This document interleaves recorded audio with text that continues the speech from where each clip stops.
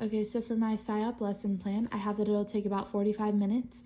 This is the first lesson in the Forms of Energy unit, and the standard from CPALMS is for the students to observe and describe different forms of energy, including light, heat, sound, electrical, and the energy of motion. My TESOL standard 1A is for students to demonstrate knowledge of English language structures and to promote acquisition of reading, writing, speaking, and listening skills across content areas. Students will be able to identify different forms of energy in this chapter with 100% accuracy, and students will be able to explain how the different forms of energy work with 100% accuracy. For the language objectives, I have that students will be able to problem solve individually and with their peers in collaborative groups, and that students will be able to communicate their knowledge of different types of energy using written words and verbal speech.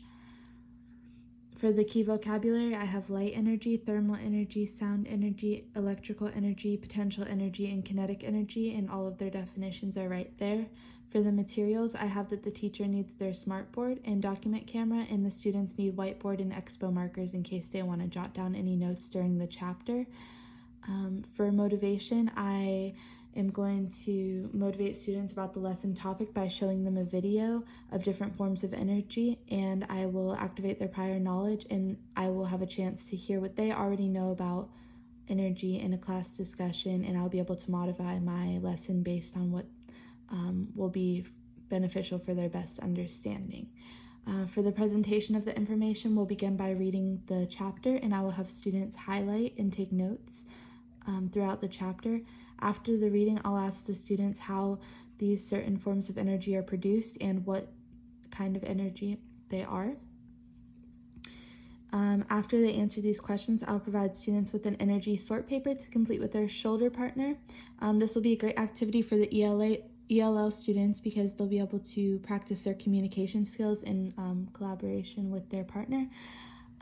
After the worksheet, I will do think, pair, share. The cards will not have the definition.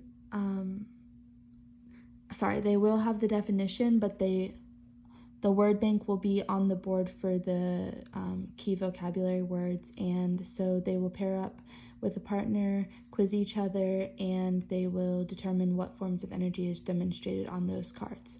After the activity, I'll have the students complete an individual pop quiz. After they're done completing their quiz individually, I'll give them their opportunity to check the answers as a group before submitting them. For the review and assessment, I'm going to call them back to the table individually and quiz them on their knowledge of the different forms of energy. I'll read them sentences, which are listed below, and I'll ask them what kind of energy is demonstrated in that sentence. For the homework, I'll have students find 3 examples of energy they observe at home or outside of school, and I will have them list the examples and the forms of energy that correspond to them. For my teacher's note, I just have that I will make sure to provide several visuals throughout the lesson for my EL students, and I will also pair ELL students with partners throughout the lesson. Since I haven't done this in a real classroom, I don't have specific accommodations for students. However, I'd make accommodations as needed for my students that have either learning disabilities or lower English proficiency.